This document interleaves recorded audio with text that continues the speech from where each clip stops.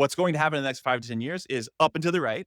There'll be more adoption because of the way money works, because of the way human beings gravitate towards harder money. Period. Like that's just history. That's not like my opinion. Like if you study history of money, harder money comes into a free market competition with a weaker money, and the harder money demonetizes the weaker money over time. It happens every time. There's network effects and like path dependence that can make that take longer, but eventually harder money wins. So Bitcoin will see more adoption because more and more people will come to that conclusion, or they'll just literally see number go up against everything else and be like, wait a second, I thought that was a Ponzi scheme, but it just keeps going up. And more and more people stop thinking it's a tulip bubble because wait a second, tulips went up for, a couple months and then came crashing back down. Why does the Bitcoin chart not look like that? Why does it look like every time it goes down, it comes back up? Something here is different than tulips. I have this dirty debasing fiat that's, losing its value over time. My favorite thing about Bitcoin is how deep the rabbit hole goes. Come for number go up is where most people start. And then stay for the, wait a second, we're fixing inflation. It's a more fair monetary system at the base layer. It has the potential to sort of fix the housing crisis because of the way we've monetized housing in this way where it's a utility good, but it's now monetized because it's used as a store of value. And then you start to go down, it's like, wait a second, it's also has the potential to fix the energy crisis because Bitcoin mining can help incentivize the build out of renewable energy projects and new energy projects that wouldn't normally be profitable. And it's just like the rabbit hole just keeps Yeah, going it's like, deeper and where deeper does and it deeper. end? So most Right, people have this sort of backwards Keynesian thing of, oh, money can't work if the supply is finite. Oh, well, won't they just run out of units? It's like, this is totally right, backwards. As productivity increases, the units become more valuable and prices fall. Therefore, you could just have one Bitcoin and the whole world economy could run on that one Bitcoin. As right. prices fall, the units become worth more and their purchasing power grows. But Y that it just yeah, flips everything on its it head from what people already yeah. think. I think most people don't really know what money is. I mean, that I don't want to sound like condescending or whatever. Like I'm sure No, everybody yeah, has, concept of what it is, but what it like how money developed, like how commodity money's developed and how humans, converge on certain commodities, why we use certain things as money.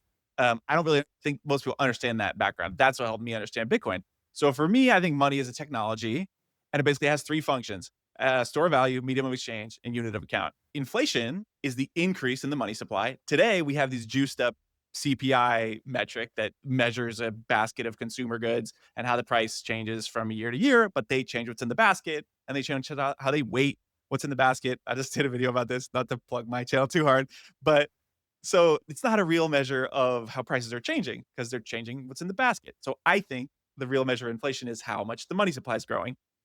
So inflation and shrinkflation are basically two sides of the same coin. The money supply is growing. That means the money that you earn or the savings that you have in dollar terms in the US is your percentage of the overall total supply is going down. And naturally, prices rise as the money supply increases because there's more dollars chasing more stuff. The amount of stuff doesn't usually increase in the economy at the same rate that the money supply does. There's more money chasing less stuff, and you hold a smaller percentage of the total of the money. So everything costs more in purchasing power terms for you. That's the simplest way I know how to explain inflation. And shrinkflation is the other side of the coin where producers of goods and services, or goods mostly, they experience inflation too. So the price of everything they use to make their thing goes up for them. So they basically have a couple choices: raise the price, which might hurt how much stuff they can sell, uh, lower the quality because they have to save money by buying cheaper inputs, or they'll do shrinkflation, which is just sell you a little bit less of the thing that they were selling you before, and keep the price the same. So like I just like stumbled upon a packet of Oreos in the grocery store. And I think intuitively, my mind and body knows the size and weight of a packet of Oreos. And I picked the thing up and I was like, wait a second, something's different. And I looked and I looked and it was like, yeah, they just took it and like, they're in 3 rows of cookies and they just made the 3 rows one cookie less. And so there's just three less cookies in the thing, but the price is the same. damn. And they think we won't notice. And Yeah, it's like, this is what happens. Like this, yeah, it's back to that. What's the problem video? Like it's another extra negative externality of the fact that we have broken money and our money is effed with. There's three less cookies in the friggin' Oreo thing. And why on earth?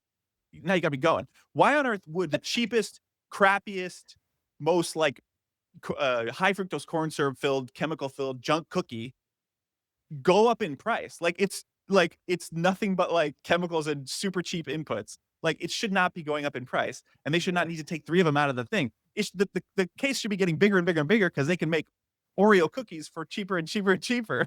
Yep. Or The best way to gain an advantage in this society is get as close to the money printer as you can and lobby government to make regulations around what you do so that you can have an artificial monopoly. You don't compete freely. You want to have an artificial monopoly so that you can have better control over your prices so that you can, basically not have to be a victim to inflation quite as much. It's just another, like, it just keep those externalities just keep going and going and going because it makes government bigger and bigger and bigger because government just keeps interfering to solve these problems that government money printing caused in the first place. It's the freest market in the world because it's 24/7, global. There's no breaks, there's no trading stops, like nothing. It doesn't take breaks on holidays. Currently, the Bitcoin market cap is less than $2 trillion total. So if you look at, Saylor or Jesse Myers or whatever that have these charts of, there's basically $900 trillion of dollar denominated assets in the world. Like half of that is private wealth that's just looking for a place to store value.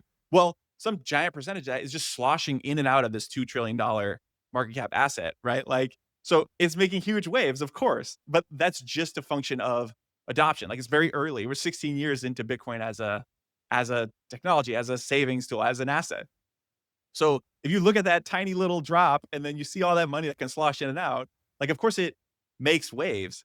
Bitcoin itself is as stable as it gets. So when you understand Bitcoin and the Bitcoin network, there's a 21 million supply cap that doesn't change. The monetary policy of Bitcoin doesn't change. There's a new block uh, mined roughly on average every 10 minutes. That doesn't change. There's a difficulty adjustment every 2016 blocks. That doesn't change. There's a block subsidy halving every 210,000 blocks. That doesn't change. So compare that to like fiat money and all the things that change where the central bankers just push a button and there's $3 trillion more in the market than there were a couple months ago. Or the interest rate, they just change interest rate on a whim whenever they want. Like, so stability wise, like, yeah, there's reasons why the price goes up and down. It feels scary when we're used to like looking at stocks charts and 5% in the Dow would be like a nightmare. But if you really want to study Bitcoin and understand why, the everything about Bitcoin itself is stable, and we're just undergoing this adoption phase. That of course something that's really really early in its adoption is going to be more volatile. That smooths out over time. Like gold was probably pretty volatile. When it first became monetized as a monetary asset. We don't have like charts to see it every day, but it probably took a while to smooth out and then it becomes less volatile over time. Everybody's journey is different, but once Bitcoin enters your life, it's gonna find ways to affect you positively. Bitcoin teaches you like a lot of patience. Like it teaches you like, yeah, you put your money in Bitcoin and you think you're gonna get rich tomorrow. Not gonna happen. What's gonna happen is it's gonna go down, it's gonna come up a little, it's gonna go sideways for way longer than you think. Way longer. Like basically all of 2024, it was sideways. And then all of a sudden, there it goes. But that's teaching you like DCA, stack stats and stay humble, just study Bitcoin, do more research, spend the downtimes learning, not looking at the price. Just stick your head down, put one foot in front of the other. Don't worry about the outcome. If you trust the process with Bitcoin, you'll get there eventually.